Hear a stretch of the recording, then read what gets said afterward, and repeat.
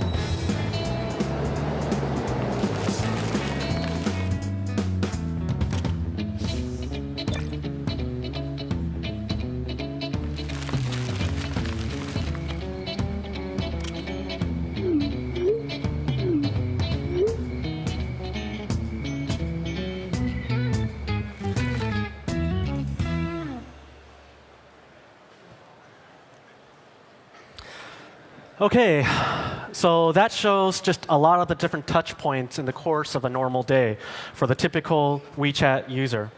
We have messaging between friends, and we have paying for stuff via WeChat at stores, and also sending money between friends. Users read articles, they shop, they play games. All of this is brought together in one place, WeChat. So let's see just how WeChat evolved into this WeChat lifestyle by putting all of these different offerings into 3 buckets, what I call the 3 C's of WeChat. First, we have communication, connection, and commerce. The WeChat product philosophy is to address our users' everyday needs and to make life more elegant and more convenient. WeChat ties together these 3 C's into a single, seamless platform.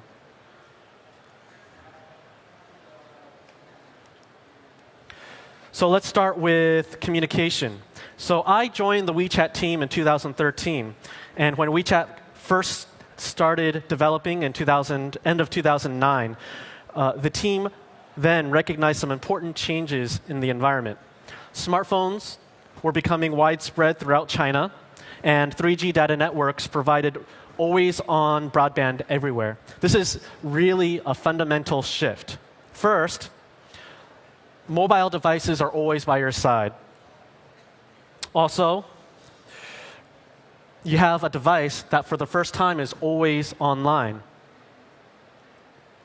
And finally, and this is really important, our mobile phones are very personal. They're very private. They're not like PCs. We don't share our mobile phones with other people. This is really key to understanding everything about the WeChat product, because these product assumptions were true then, and they're still true today. So let's take a look at some stats, how people are using WeChat to communicate. First, WeChat's sent messages traffic has climbed 67% since just a year ago. People are using WeChat to communicate more and more. Besides just sending text and photo messages, users are now using WeChat more and more to use free video and voice calls. In the PC era, video conferencing was primarily used for remote meetings or for calling your grandparents. But we're seeing a long-term trend, particularly amongst younger users, where video calls are being used for so much more. Now, a typical user is using WeChat to place 8 calls and spending over an hour a month on WeChat calls. Communication is a core value for phones, and is a core value for WeChat as well. Smartphones via software offer apps the ability to innovate at internet speeds. And WeChat's innovated just how phones can be used to communicate, whether it's through stickers or real-time location or group video calls that we now offer for up to 9 people. It's because WeChat succeeded in making an easy-to-use, safe, and private environment, allowing users to communicate with friends and family, that opened the door for all of the other features. For example, it's natural for celebrities and brands to want to leverage WeChat to interact with their followers. So in 2012, WeChat created the open platform with the purpose of connecting WeChat users to relevant brands and services. Our key challenge when opening a platform is to balance the needs between businesses on the platform while protecting the very private, very personal space that users have when they're interacting with friends. How do we maintain an environment when we add in businesses to WeChat that still delivers relevant content and services? Official accounts are the primary channel by which businesses communicate to WeChat users. And now there are over 20 million active official accounts from brands and businesses and individual bloggers. And many of them are broadcasting original articles to their customers on a daily basis. It's become a central way for WeChat users to consume news and information. In 2015, we did a measurement of how much time and content that WeChat users are reading via official accounts, and found that the typical WeChat user reads the equivalent to a novel worth of articles every month on WeChat. Moreover, with all of this useful information constantly generated by official accounts, users are increasingly using WeChat to find out about their favorite brands. Recently, we launched Wechat Index This is a free service that you can hop onto now that allows brands to measure search traffic. We took this data along with the most recently published list of the top 100 global brand names to generate this ranking of the most searched brands now on WeChat.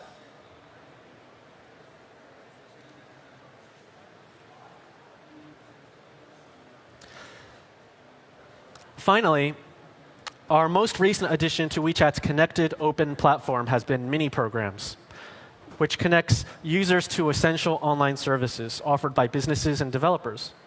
It's fast to download and access, cross-platform, and just really designed to emphasize the best values of mobile and the WeChat ecosystem.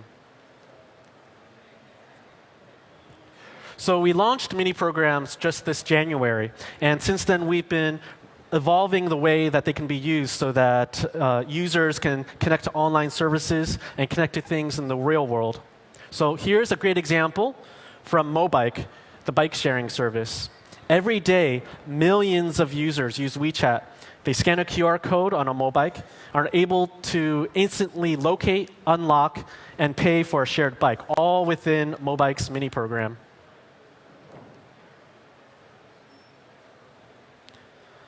So Mobike just recently announced that currently 40% of all of their trips are being conducted via their mini program within WeChat. We see mini programs increasingly being the way that businesses can offer really convenient online services to customers going forward.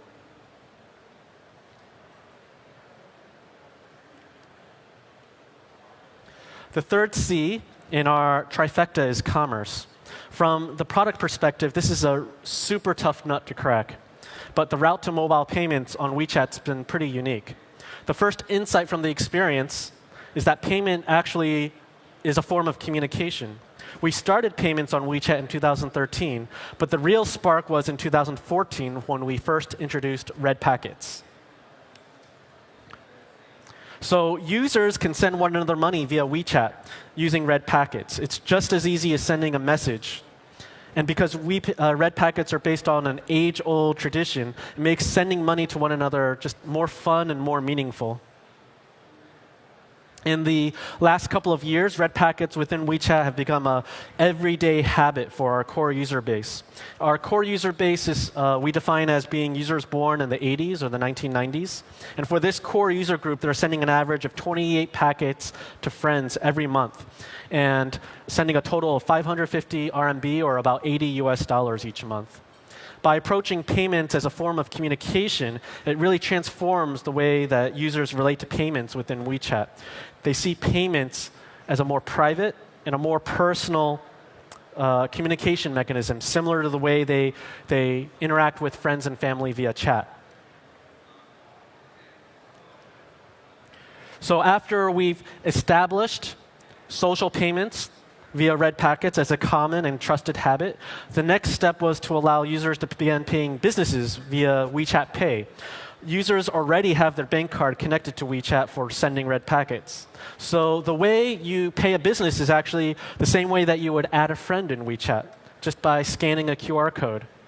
We have the essential components from the user side, as they were already established habits that were formed by using other common WeChat features. It's such a natural extension of what users were already doing. And as a consequence of this, WeChat's monthly active mobile payment user base has grown to include over 600 million monthly active users. That's over 500 million consumers who are currently using WeChat every month to conduct payments on their phones.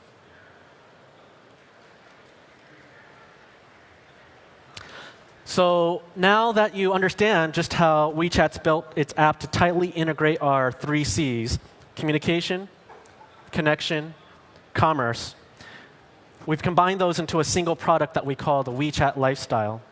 And sometimes I hear from other people about how WeChat has just so many features. But now that I've walked you through our product design thought process, hopefully you can just see how it's taken these 3 Cs and how we've put them together into a seamless package that just makes logical sense to so many of our users. Now let's talk about how businesses can use these elements to be successful in the WeChat ecosystem. The first way is for international businesses to address the tremendous outflow of Chinese travelers. I've grabbed some data from the United Nations Annual Tourism Report. And last year, they estimated there were 135 million Chinese outbound travelers visiting destinations all around the world. Collectively, they spent a total of $261 billion US, which is actually twice the amount of the next largest country, the United States. At WeChat, we were actually able to pull some data, especially for our audience here, which is looking at our user behavior in the month of May. It's actually a really big tourism month in China because of the May 1st holiday. And we found that these were actually the top destinations outside of Greater China for our WeChat users. So Japan was actually quite far in the lead in May, followed by the United States, Thailand, South Korea, Australia, and the United States. So now I've equipped you with how users are living the WeChat lifestyle, and also with data on the growing demand for cross-border travel and commerce. So WeChat offers two products right now to help international businesses to connect into the WeChat ecosystem. First, we launched social ads in 2015, and it's since grown tremendously, allowing businesses to narrow target Chinese consumers for awareness and acquisition in WeChat's Moments feed and also in official account articles. Second, we launched WeChat Cross-Border Pay, which empowers retail and online merchants around the world to begin accepting WeChat Pay. So to dive deeper, this is actually an example of a very successful social ads campaign on WeChat.